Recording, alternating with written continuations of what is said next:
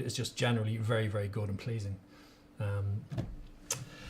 So what else? Also, yeah, it's going to work with your VSTs and your audio units again. So if you're transferring across, you should be able to use the majority of all of your plugins that you've used in your other DAWs. So there's also some unique aspects of Studio One version 3. So we're on version 3.2.2, which was released this week.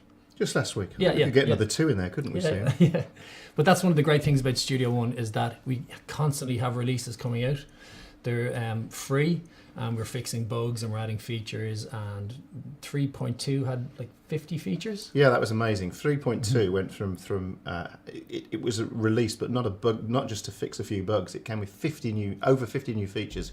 And it was completely free of charge. Yeah, exactly. And it was like serious features, and some of them actually we'll talk about later because they really made a difference to me as a Pro Tools user.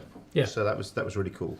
Exactly. So that's the point. We're constantly upgrading and we're constantly fixing bugs and making sure everything runs lean and no crashes is our aim. Also, workflow is our main aim also. So something in your own DAW that might take 5 or 6 moves, we're trying to achieve the same thing by one move with drag and drop and different things like this. So some of the unique features of Studio One is drag and drop.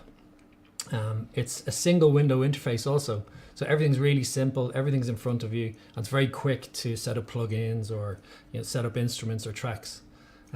So if I go into the screen here, you'll see I'm starting with a blank page. If I want to set up an instrument or an effect, I just simply grab any instrument, drag it on here, and it sets up a track, it sets up my instrument ready to go. So again, in other DAWs you have to go into your list and you have to start scrolling down, set up your track, pick your instrument, etc. So the same works with effects. In our browser window, we just pick any effect and we can drag it straight onto any track. So I just set up a beat delay there as an insert directly in the track. But this also works very fast if you want to set up effect sends. You basically just open the mixer, drag your effect into the mixer panel, and now you've got your master effects return, and then you can set up your send on each individual track. So the point here is that it's just so fast to do, 2 or 3 moves. I've set up an insert and an effect send. Other unique things are you can have multiple songs that you can open between. So if I'm working on one session, I can quickly switch into another song really fast. I don't get that wheel of death. I'm waiting the processing to happen. It's really lean and fast. Something else pretty cool is time-based effects. So you can see that, for example, I've got a vocal here. Let me just play what I've got. You before.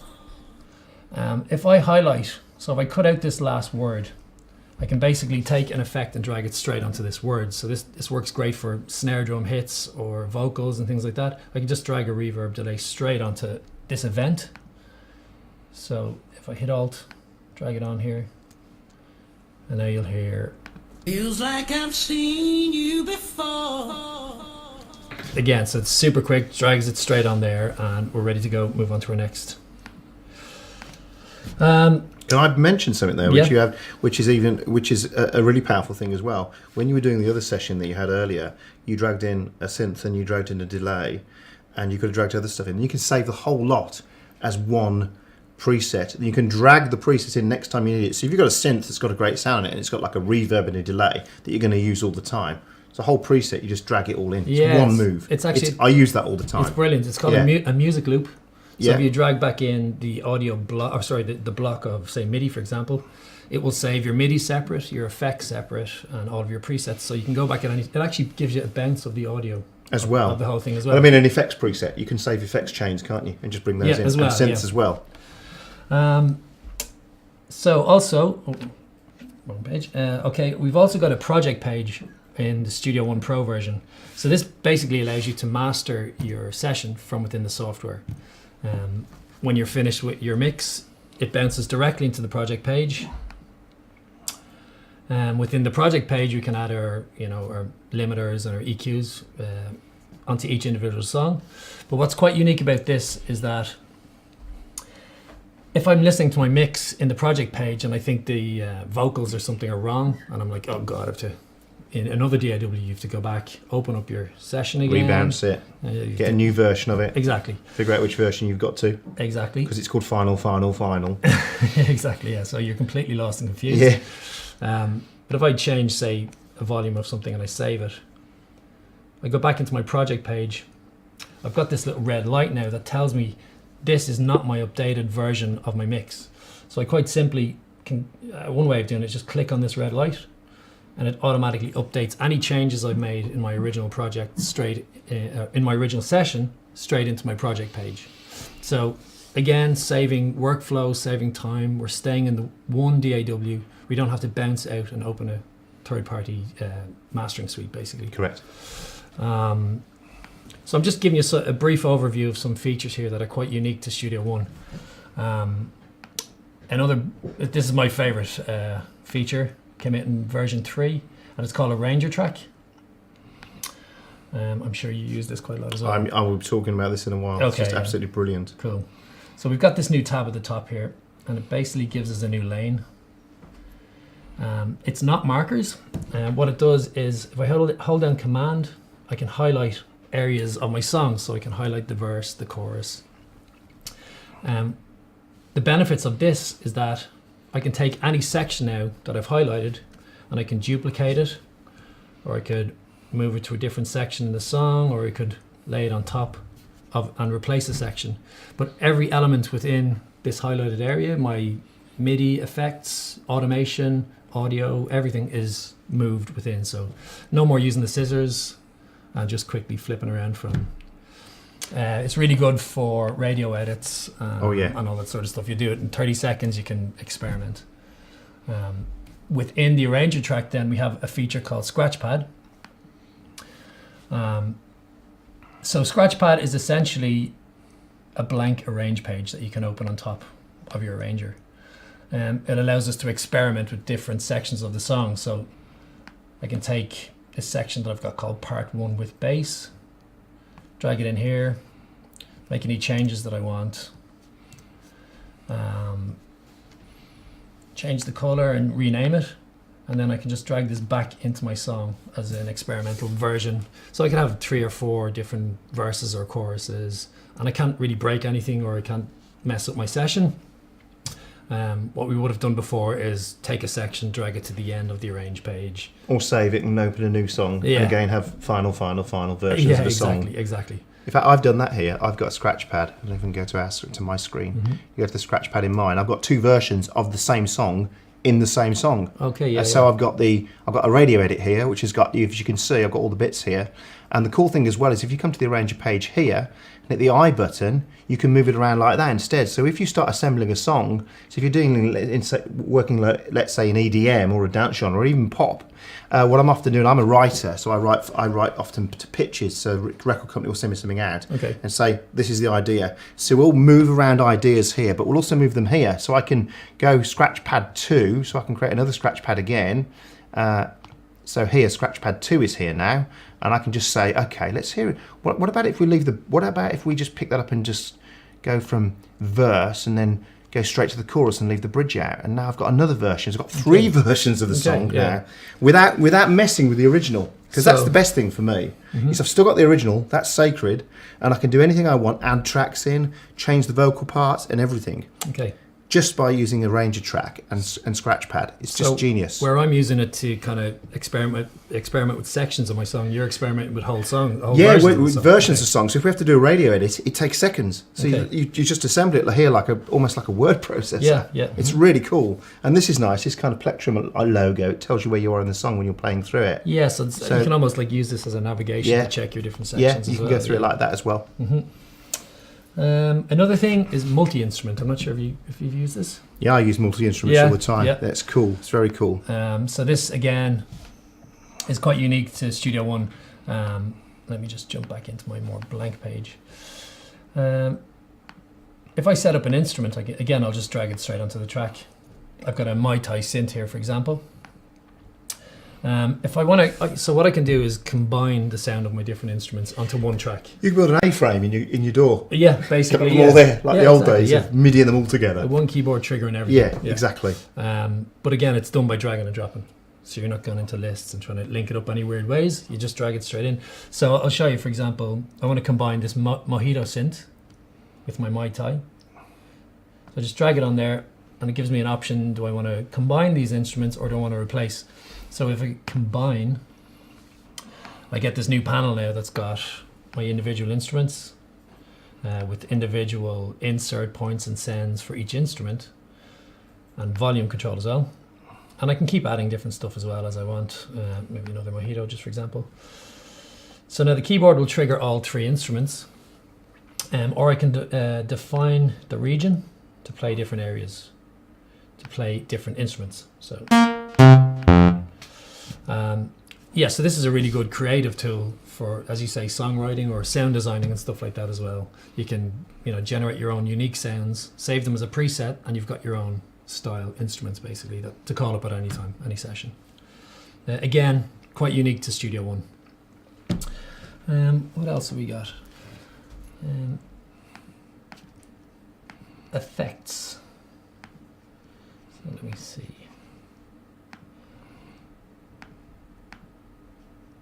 Okay, so we have these new effects that we can add. A splitter.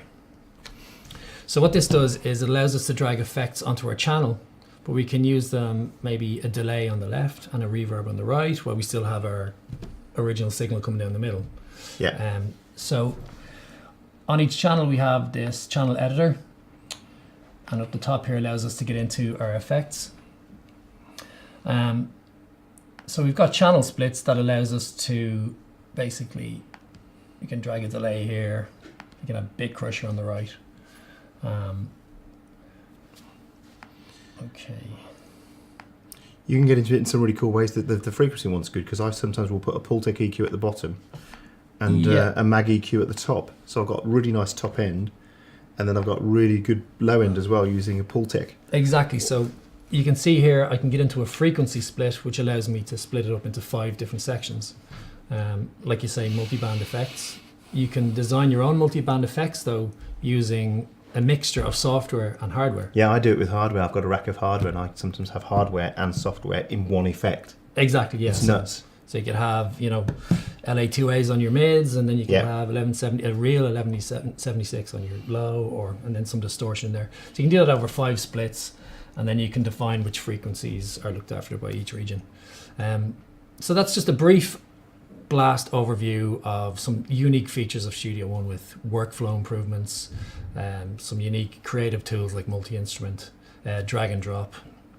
I suppose the main point of this though is to see how you got on when you changed from Pro Tools. Yeah. So I suppose talk to us a bit about how did you transfer some of the features for mixing, audio editing, things like that when you came from Pro Tools? Yeah, I think even if you don't use the word Pro Tools and you just talk about coming from any DAW, I think the biggest issue for most people, or the thing that stops them moving to another DAW or using another DAW, because I coexist Pro Tools and Studio One together, which is great. A lot of people in fact, we did a survey on our expert sites, and some people are using 2, if not 3 DAWs all the time. Okay. So the biggest issue for a lot of us is I just don't have the I'm writing all the time, or I'm doing stuff all the time. I don't have the time to learn it.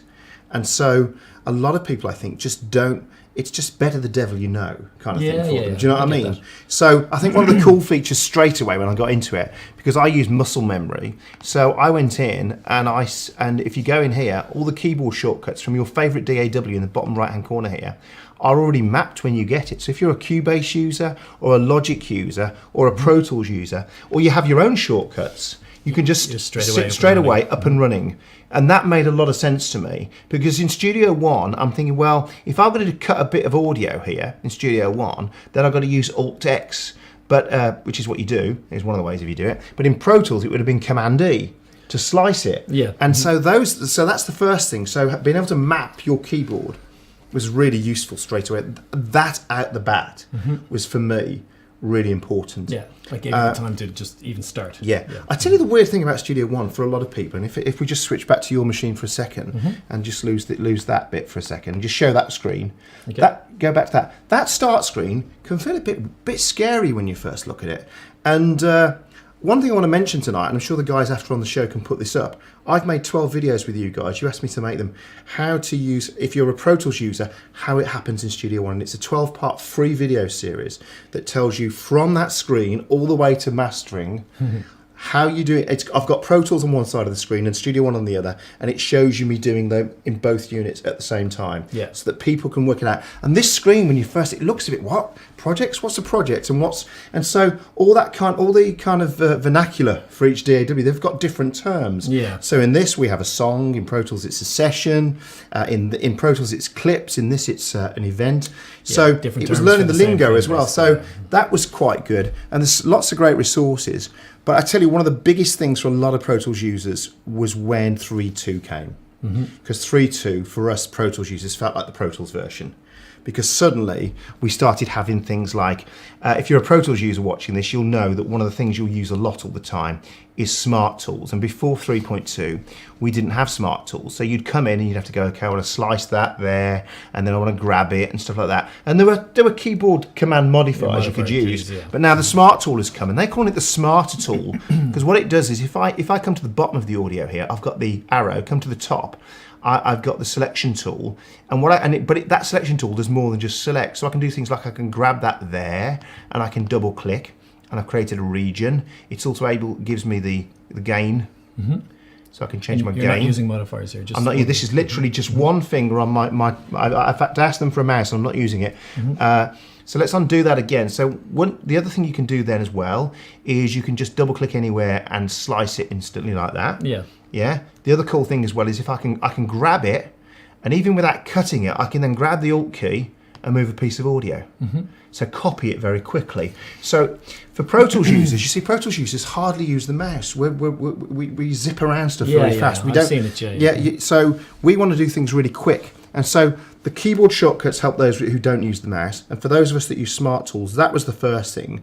And then the next thing you brought out in 3.2, which made a huge difference to us, was that you made the automation really useful. So now in the automation, I can just grab an area like this vocal. Because I don't know how you do, but when I do automation on tracks, I don't use the faders. I come in here and I would grab that bit and think that vocal's a bit peaky. And just trim it like that. And as you can see, we've got the trim metering decibels coming as well. And once you've done it, then you can actually then go in even further, and I can grab it there now, so I could mark another area. So just to point out what you've done, you've just selected the area, and then this little Star Wars fighter comes up, and it means you can move stuff around. But then you can go in and you can just grab it then and just redraw it and things like that. And then you've also got these. You can do curves. So if I press that key, I can then do curves on that as well, which is nice. So very, very quick for doing automation. So and that was really... You could keep your speed up. Oh, yeah. Very fast. Yeah. This is the thing. I think the first thing to stop people switching from any DAW or using two DAWs is the learn curve. The second thing is you don't want to slow down. I'm really privileged because I have lots of plug-in people and lots of manufacturers asking me how to make their products better. And I'm normally talking about workflow with them. Not about the sound, which is important. But workflow is when you're working, you don't want to spend a lot of time learning stuff or pressing 65 modifiers. So 3.2.2, that was the second thing for me. So that's what made me, because I'm a writer, I'm a songwriter. I've got a publishing contract and I have to write, and I have to write to pitch, so I often have to write songs in a day with my writing partner. And so I don't want these things to be I want this to be as transparent as possible. It's a tool as far as I'm concerned. So that was the second thing for me, was just moving around it really super fast. So getting back to the start page actually that you said, navigating the whole software is really fast as well. You know, you can jump between your start page, you're into your song, you have multiple songs, and then you're into your mastering page. All from these 3 tabs up in the top right hand side. And then once you're in your project page, you have 3 tabs on the bottom that let you navigate between your browser, your mixer, and your edit page. So again, the learning curve to how fast you can navigate the whole software is really, really fast. What about creative tools for songwriting? Oh yeah, we've shown you one already, which is the scratch pad. So often we'll be working on a song idea and we'll have some of it together, and then we'll say, well, what if we did this with the song? What if we put the bridge here? What if we change that vocal? And rather than me coming in here and messing with that vocal, well, I can do things as well. So I can do comping in layers. So I can do that kind of normal stuff. I can automatically comp as well. So if we're taking backing vocals, I can just record in a loop and keep taking them. So just to note, with comping, it expands down into your different layers of so takes. if I was recording now, and if I put that in a loop, and actually coming in 3-2-2, you can choose either that it explodes after you've done it, or not to. Leave it unchecked. But you can leave it unchecked. So if you do vocal comping, that was good. But as I say, often what will happen is we want to come and try a different idea out. So I could come. Let's say here's this song. Here's the original. We had so many memories. Let's go further into a chorus, and I think to myself, you know what? How would that work if we put a different beat on that? So let's see if we just picked it up with a bit of a beat. So I'm going to come into this side of the song, which is in the You're in the scratch pad. In the scratch pad now. So this is a totally different part of the song. It's the same song in a totally different window, and I can come into my browser and I think, how? The thing is, I can audition those loops while it's playing, so I can play that track now. So just to clarify what you're doing, the original song in its version is left in the arrange pad. Untouched. Now you're in your scratch pad where you're experimenting. I'm experimenting. And now you're auditioning loops. I'm in the browser. These loops are on my hard drive, and we've got this thing ticked, so which means it's going to play in time. So I can start that playing.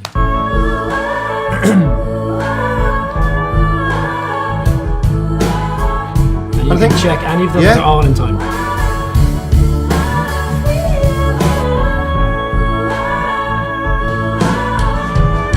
I like the first one, so just pick it up and drag it in,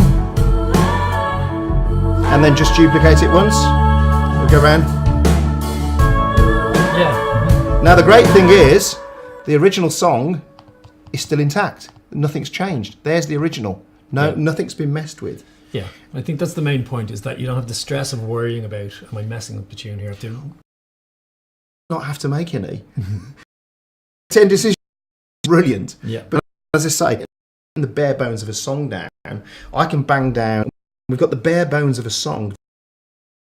3.2 then, of course, brought us a lot of things for Pro Tools users again. So one of them was the console shaper, which we haven't mentioned yet. And this is, well, I know there's lots of discussions going on about analog, digital. Yeah, about the analog digital thing, and about whether summing engines make any difference. Yeah. And so what your guys did, I think, from what they've told me, is they got a lot of summing gear in and measured it. Found was what it actually did. It did change the sound, but that was because it was adding non-linearities of distortion, of noise, and of crosstalk. All these problems that we love in analog. Yeah, gear we spent 20 years getting rid of noise, and now we want to put them all back in again. Yeah. So what they've done is they've created this new kind of effect called a mix effect, and this works at the audio engine level. Exactly, yes. So it works across the whole mixer. So you're replacing the audio engine. You're not just placing the plug-in on top of a track. Exactly. So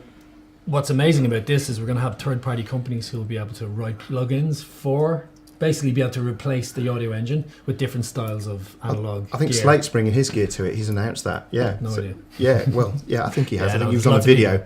So what this means is now I can add, if I play this track now, and I solo you, let's say I've got this kick drum going here.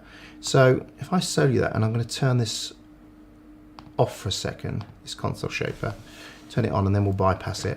So if I play it now, that kick, and then I start putting crosstalk in. Yeah, you hear the bleed from the bleed's coming from the other tracks, like an old console. Yeah. And then I can add drive in, which is not digital clipping, it's analog drive. Mm-hmm. And it's hard to explain why, but when you just turn this thing on, it's just everything seems to glue together a bit better and sound a bit better. What I'd say is download the demo, send a load of stems out from whatever DAW you use at the moment, just bring them into this, put the console shaper on, and leave it on for 10 minutes, and then turn it off. Yeah. That's when you find out what it's like wearing a pair of glasses, do you know what I mean? Yeah. You suddenly go, oh. You realise, yeah. Oh, I am blind. But just to clarify, this isn't just a plug-in on top. No, it's not. It's at the audio engine level. Yeah, so you're changing the whole sound of the software. And in recent, and what they've also done now is it was from 3.2. You can have console shaper across the whole mix or on certain buses. On your buses, so if you just want to have like the drum bus, all your drum tracks going through a shaper, then you can. Yeah. It just glues the whole thing together. Well, it's going to be amazing in the future if we have different style plugins written for it. We could have maybe one certain type of desk on drums. Certain named desk. Yes. Or a certain desk that's got 3 letters beginning with S. Yes, and ending in L. It's actually amazing. The technology is called state space modeling, and I've seen the guys do it where they're actually measuring each component of analog equipment, like right down to circuitry or capacitors, all that sort of stuff. So it's really cool. The other thing, you mentioned it and you kind of swept across it really quickly. The other thing that made switching really easy is that everything I used as an AEX plugin was already available as a VST and an audio units plugin. I could use all my plugins. That was my next question. No problem. So bringing all your stuff across, you mentioned track presets and stuff like this as well. Yeah, so I use track presets. So when I'm doing mixes, there's a certain type of mix that one of the record companies wants. And so one of the guys who's a really top mixer who's done lots of pop productions talked me through how to set up the compressor and the EQ. So it's got an SSL bus compressor on it, it's got a Slate FGX on it, it's got a Pultec EQ on it, and he told me how to get the mix sounding like that on your mix bus. Okay. And I've saved that in his name actually. Now this works for you in and Studio so One. So literally what I do is every time I'm doing a mix, the first thing I do when I'm coming to mix is I'll put that whole preset in. I'm going to choose every plugin. I'm going to choose the preset parts of the plugin. It's just ready to roll. Cool. It's brilliant. Okay. You mentioned something else as well about time locating files from other DAWs, and I actually have never done this myself. So you take an audio file from another session in a third-party DAW. Yeah. You bring it into Studio One. Yeah. And you can locate. Yeah. So let's say, for example, this is a track. Let's say somebody. What you'd ideally want if somebody was sending you stems from a session is that all this was what we call full length. So they'd marked every track in Pro Tools, for example. They'd consolidated all the regions, so I get every track going from bar 1 to the end of the song. So when I drag them into my DAW, they're all in time. Line up, yeah. But what if they sent me the session like this, and this bass comes in here, and this synth bass is cut into 4 parts? That's happened to me 100 times. Do you know what I mean? And you think, what am I going to do? How am I going to put all this together? Yeah. Well, the great feature in Studio One is Pro Tools timestamps every audio file as you record into it. Okay. There's a feature in Studio One. If you drag anything onto the timeline, let's say this one here, this is where it doesn't work. This is that Blue Peter moment. So if I move that bass and just drop it anywhere, there's a great feature. As long as that's timestamped, please let it be. Go to edit here, and I go move to origin, and it puts it back where it was recorded originally. Cool. In whatever DAW it was. Okay. So I've been sent files like a vocal part that's chopped into 10 parts, and I can just drag all the vocal parts. They don't even have to be in the right order. I go move to origin, and it just puts them all back in the right places. So in Pro Tools, that's called spot to timeline. Yeah. Okay. And it spots it to the original timecode region. So that was another good feature. So if you open if somebody sends you a folder full of audio files, you can just drag them all into the tracks. Bang. Yeah, it's messed me up 100 times. Yeah. I bring it in and they all start at the start, and there's some this length, some that, And that brings me into stems then. Yeah. So, well, that was the other way around. So if I want to mix it, so I've got a track and I'm going to send it out to mix in Pro Tools. Now stemming is dead easy in this. So all I do is I just go to this window here and I go song. I can either export the mix down in various formats. So I can use WAV, AF, FLAC, Vorbis, CAF or MP3 files. Do all sorts of stuff. And what's really cool is you can just select the tracks that you want to be a stem. That's where I'm going to now. So that's the mix. And so I've got the stems option instead. So stems is really magic. So you can either export the channels, so you can export the mix channels as they are, or you can export the tracks. And I can just choose, let's say somebody wants, say I've got to send out this for a vocalist to do it. So I can select all of them, turn off the vocal, so I send out all those tracks. Done. I could choose a folder. So I've got a Dropbox that I share with my writing partner, or I've got a guy that does guitars for me or drums, and they've got all Dropbox folders. I just send all these out, and these will be full length, so I haven't got to worry about what I'd call consolidating audio, which is what you do in Pro Tools. It creates a load of full length stems in that, and the great thing as well, which used to drive me crazy in other DAWs, I know at least 2 DAWs that drive me crazy doing this, is it preserves mono tracks. Okay, so if the vocalist has been recorded on the mono track, and you've got a pair of overheads and a synth on a stereo track, it makes the stems work properly. So half your stems may be monos. So sometimes I've got stems from people who've got vocals on a stereo track and stuff like that. It drives me crazy. Yeah. Mm-hmm. So none of that with that. So, and then you can do things like you preserve the mono tracks. You can write the tempo of the audio files as well. So if you're exporting loops and stuff, it writes the tempo to the file, which is really cool. And also dragging audio files into Studio One, it reads pretty much. Oh, it's a piece of. You put it in, it works. Something I can't say on air. The cool thing as well, and one little trick I want to tell people tonight is if you're going to send out stems and you're worried about clipping, if you send them out as 32-bit float, you can do this in any DAW, but it's nice. If you export all your stems at 32-bit float, there'll be bigger files. But if there's any clipping, you can recover the audio afterwards. You can, if you normalize a 32-bit float audio file, and it's got clipping, it will remove the clipping from the file. Okay. Magic. Cool trick. Top trick tonight. Mm-hmm. You got that one for free. So any other general comments? I think it's just rock solid. The other thing was I get tired of things crashing, and all software has bugs. Yeah, anywhere that tells you that it doesn't never use a piece of software. Of course, it's a computer, but it's a computer. I see this wheel less and less on Studio One. It hardly ever comes up for me. It's super fast. The other thing I want to say as well is that obviously when I was using Pro Tools, I was using hardware. I was using a HDX system. Yeah. Now I'm using this with an Apogee interface. I'm using an Ensemble Thunderbolt. I most of the time have it running at 32 samples, which is tiny. Mm-hmm. Never falls over. And it means I can track vocalists, and I've got masses of tracks going on. Yeah. And I can track a vocalist, and they're not going, oh, it's a bit weird in my headphones, it's a bit delayed, because there's latency. Yeah, well, that's again back to the beauty of it's such a fresh code. There's not years and years of undoing problems, fixing bugs. It's really fresh and lean. And also a good point is using hardware with the Studio 192 unit. Also, you've got much better integration with Studio One, where you can recall your preamps and you can actually control the processing within the Studio 192 from the Fat Channel plugin that comes with Studio One. So it's a complete system that works really well together. When you recall your Studio One session, it'll have all your preamp settings as well. So that's pretty cool as well. Coming back to audio interfaces, we got here today and we didn't have interfaces, and the guys at Scan, strange enough, had a bit of gear in the room. And they handed me a complete audio interface. I've never used one in my life. I've never seen one of them, plugged it in. I didn't even have to close my song, and it found it. I just went in and went, okay, I've got a different audio interface now, so here's my audio setup, and it found it instantly. And it just gives you a picture of your audio interface, and you select it, and you're done. And it was there instantly. There was no messing around with finding the drivers and all that kind of stuff. Now that's partly Mac as well. Yeah. But it's nice having a DAW where sometimes I've forgotten to switch on my Apogee and it's running off the system audio. Yeah. And I turn it on and I go to that drop down, and it's arrived. I've got to shut the song and start it again. All that. Yeah, again, like dragging audio into it and hooking up to different interfaces, it just works. It's just tight. You know what it is? It's not stable. A big thing often when people get fed up with what they're working in. It's lots of silly little things all the time. So it's a crash here, and it's an interface and you've got to reboot and all those kind of things, and or the loops on. Yeah. It's a lot of small things that make this just so easy to use. That's what we're trying to get rid of. Instead of 4 moves to do something, do it in one. And all of these things add up over a 6-hour session. Yeah, it's a stress-free session basically, and you can enjoy the creative process more. I know I didn't mention as well. Here's a vocal. She's a great vocalist. If you listen to this girl, I'll just play you a bit of her. This is straight in without any.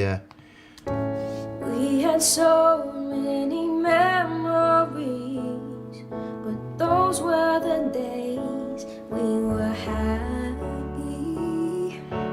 There was a time could sit and laugh, dream about our future, taking photographs. Let's say I want to tune that, I just grab it, double click on it, right mouse click, audio, hope it's built in,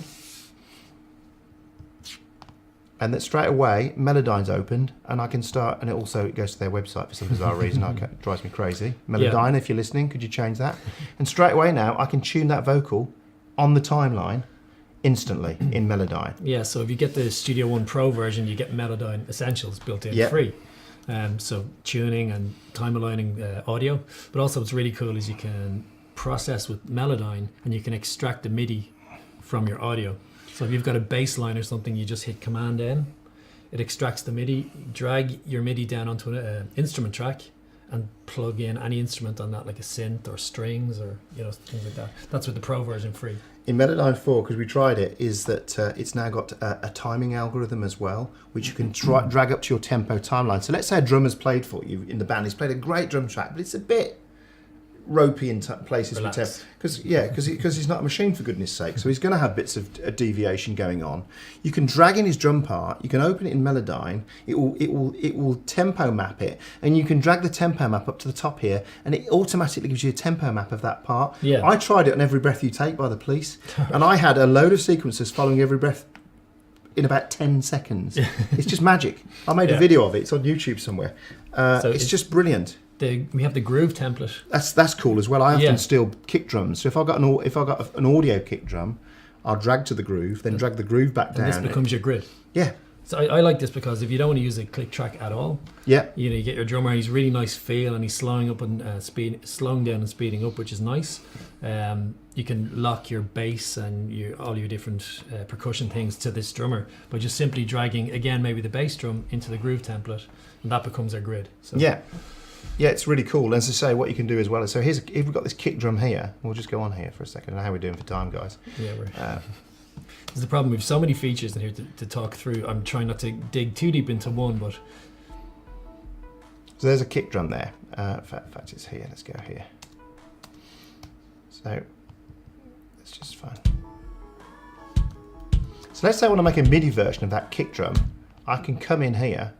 I can quickly map that very quickly. If you guys can see that, we'll make that a bit bigger.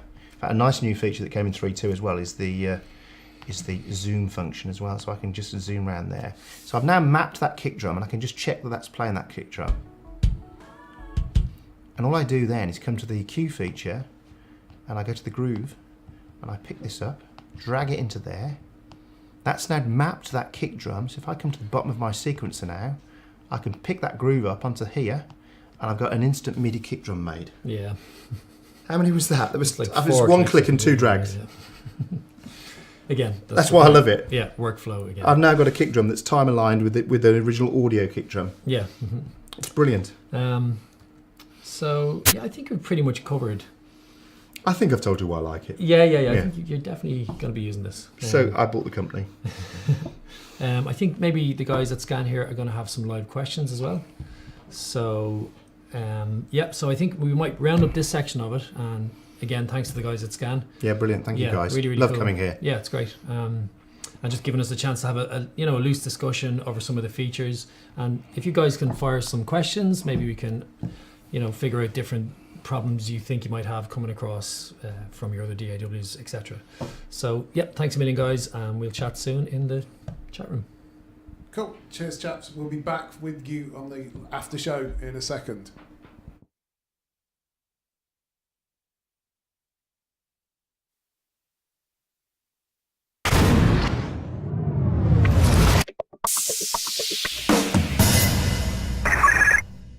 Thanks for that, boys. It was enlightening as usual.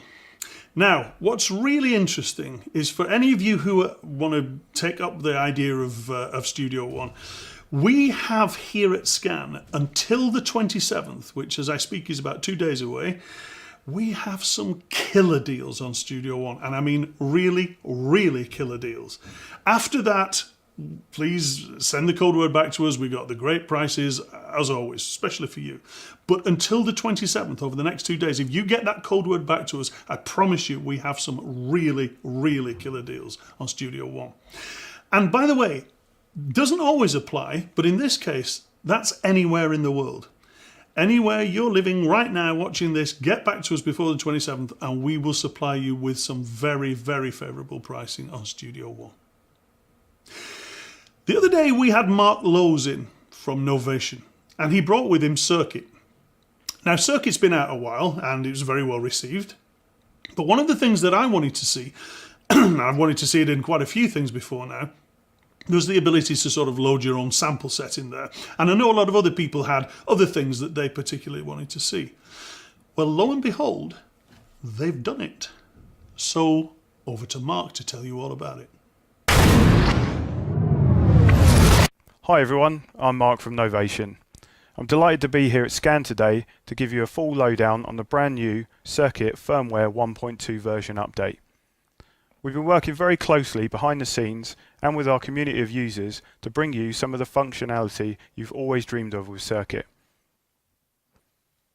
Probably one of the most requested features is the ability to add your own samples and use them with Circuit. We're delighted we can now do this with the inclusion of Circuit components, which means you can simply drag and drop your MP3 or WAV samples onto the pads and use them with Circuit. And you're not just limited to drum sounds. This can be used to add chords, synth stabs or vocal chops. Let's take a look and see how we can do this. You can create your own sample sets by dragging your desired MP3 or WAV onto the selected pad. Circuit has a total sample memory time of up to 1 minute.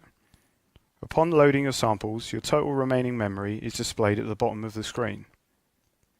Once you have dropped your samples onto the pad, you can listen to them by simply clicking the pad.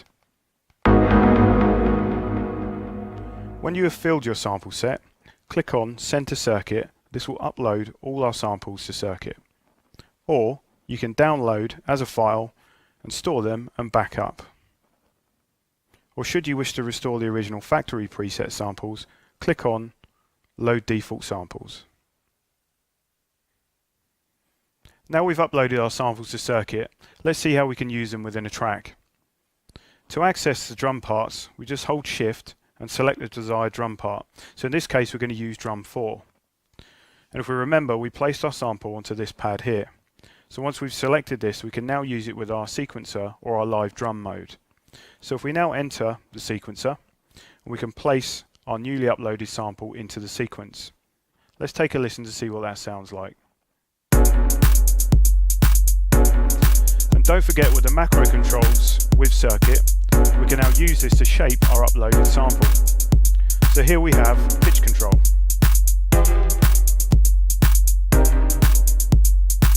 We have decay. We have distortion, and we have a low and high EQ boost.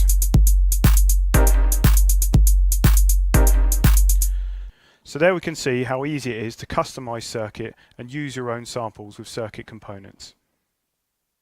Another requested feature is the ability to create your own patches and get into the sound design with the two powerful Nova-based synth engines that are built inside Circuit. So together with our friends at Isotonic Studios, they've created an intuitive way to get hands-on with the synth engine and create and store your own patches and upload them to Circuit. There's two ways you can use the editor software. We can use it standalone, or if you're an Ableton user, you can use it as a Max for Live patch and use it with inside your DAW. If we look at the synth engine itself, we can see that we have 14 classic waveforms, 16 wavetables, a multi-mode filter, 3 separate envelopes, 2 LFOs, and a modulation matrix, which we can have 20 slots to apply modulation to different destinations. And remember, that's just one synthesizer. We have 2 built inside Circuit. Any of the synth parameters can be assigned to the macro controls. Here we can see we have macros 1, 2, 3, 4, 5, 6, 7 and 8. These represent the physical hardware controls on Circuit itself. We can assign any of the synth parameters to these macro controls, and we can apply up to 4 different synth parameters to each macro. So these are some of the exciting features you can see on the version 1.2 firmware update of Circuit. Along with Circuit components, this now becomes your box and your instrument. That's it for me. Thanks for watching. See you again soon. Thanks for that, Mark. That's all about there is in part 1 of the show, but don't forget to join us for the live after show with Russ and Lee, and they'll be answering all of your questions on Studio One. So get in the chat room on the Scan site and go and put them forward. We'll see you next time, where we'll be joined by the guys from Arturia, who are bringing the Matrix Brute with them. Everything you wanted to know about Matrix Brute and the new V collection is here on the show next time. Other than that, thanks for watching, and we'll see you for the after show in a minute.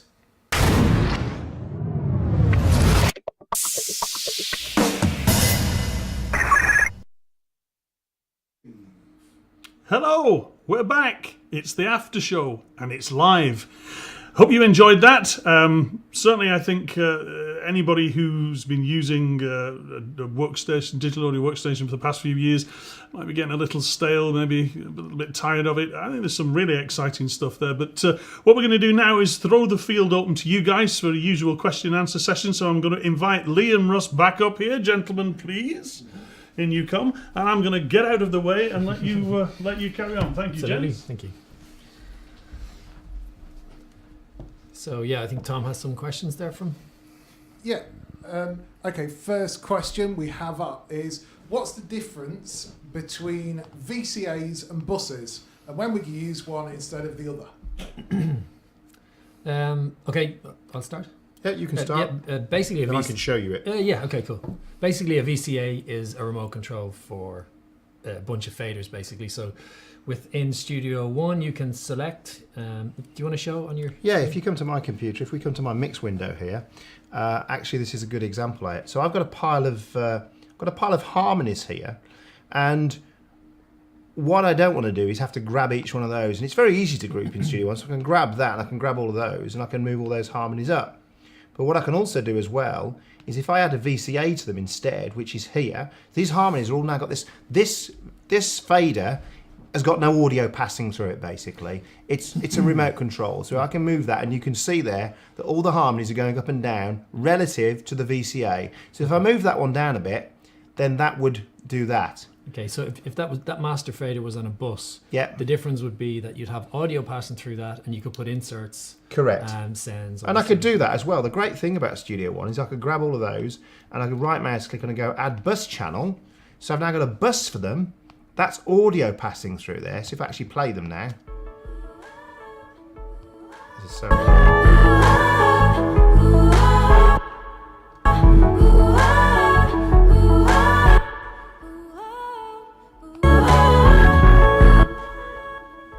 yeah. And then I've also got the VCA here. So that's the VCA controlling that, and that's the channel. As you say, Lee, I could now add a reverb or a delay on that and stuff like that. Yeah. So your VCA is simply a remote, but it uses very little processing and stuff as well. Well, I think almost zero processing, doesn't exactly, it? Yeah, it's a great way of controlling lots of faders.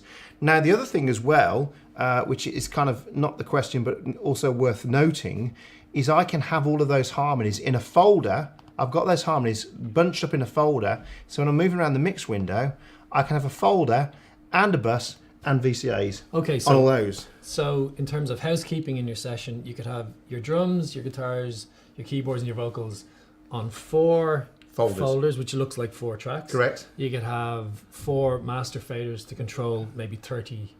Correct. You can have 4 VCAs. Yeah, exactly. Yeah. A lot of big mix engineers will mix off VCAs. Yeah, so it's big in the film industry, of course, because when you've got a movie, you might have 300 tracks, Yeah. and you're controlling them. So you might have so let's go back to music. You might have your drums. It's a really, actually, when it comes to mixing, it's a really cool way of mixing because you can like get your drums how you want them to sound. Then you get like your keyboards how you want them to sound, all your vocals, and then the VCAs are the way you balance it. Yeah. So you can start thinking of the song in different sections. Yeah, you percussion, bass. You balance it within vocals. the use the VCAs just to tap them up and down. Of course, you could automate the VCAs as well. So it's a really quick way of automating large segments of a track. Yeah. Yeah. Okay, And then, as you say, and then the bus. If I want to put some effects on a bunch, let's say those vocals, I want to put a bunch, a reverb on that bunch of vocals. Then I put them in a bus. Yeah. Exactly. And you can put some inserts and stuff on. Then you're audio processing the mixture of all of your individual audio tracks. Yeah. So the difference is it's a remote if you're using a VCA. Yeah. And if it's a bus, you're passing audio and you can process that audio. Yeah. It's cool. Yeah. Yeah. And that came in 3.2. So that was, we forgot to mention that earlier. That was another great feature that arrived, which a lot of pro mixers want is VCAs. Yeah. A lot of people ask for that. Yeah. Any more questions there, Tom? Yeah, we've got one in. There's quite a few versions of Studio One. Okay. Could you explain a bit more, especially the one that we could be concentrating on tonight, which is the cross-grade? Okay, well, there are cross-grade options. You're probably better off looking on your website to see the latest offer that's on at the moment, but there is an option to do that. Can you explain what crossgrade means for those? It means if you have a third-party DAW, well, it will cost you less to. So if you're using transfer. Cubase or Logic at the moment, then you get some money off Exactly. if you want to shift basically. across Exactly. for just owning that DAW. Exactly. Yeah. So there's different methods of doing it, and then there's different deals on at the moment. So go to scan.co.uk and these guys will hook you up with. And they're talking about versions. There's 3 versions, isn't there? There's a free version. Yeah, so free version has unlimited recording tracks. So you can just download that, you can get working straight away, and you can try it. The work. You don't have to send them a blood sampling or sign up your mother to a keep your passport, timeshare everything. or anything like that. It's just free. There's no strings attached. Yeah, that's it. So what's cool is you've got the free version, then we've got the artist version, which gives you lots and lots of features still. I mean, you've got all of the plugins that come with the PreSonus plugins that come with it, which will allow you to finish a professional project with compressors, EQs, effects. And then you've got the professional version, which will give you extra things like the project page, and you've got a Ranger track, and there's Melodyne Essentials. There's lots in the professional version. What's cool about the artist version though is if you go into the browser window in Studio One, we have this tab called Cloud, and in the Cloud you'll see there's a PreSonus shop. So in the PreSonus shop, if you've bought the artist version, you can still buy certain elements. Yeah, it's kind of like you can upgrade, you can pimp it, can't you? Exactly. You don't have to buy the full pro version. You can buy artist, and then maybe some of the elements that you want to use. I think that's really cool. Yeah, it means you can expand a little, but you don't have to. Because you can think to yourself, you know what? I thought, I wanted to buy the VSTs, and now I can't use them. I need to buy that, so you just buy that part of the module, don't and you? it's still such good value then to buy the artist version and just the add-on that you particularly need yourself, and that's in the PreSonus shop. In the PreSonus shop, then you've got lots of different extra samples and add-ons that you can buy. And what's cool is if you're working on a session and you need some samples or something of strings, you can actually audition the strings while you're working in your session. You're online, you can audition your different samples and buy them without leaving your session. So you don't have to close the software, go into the internet.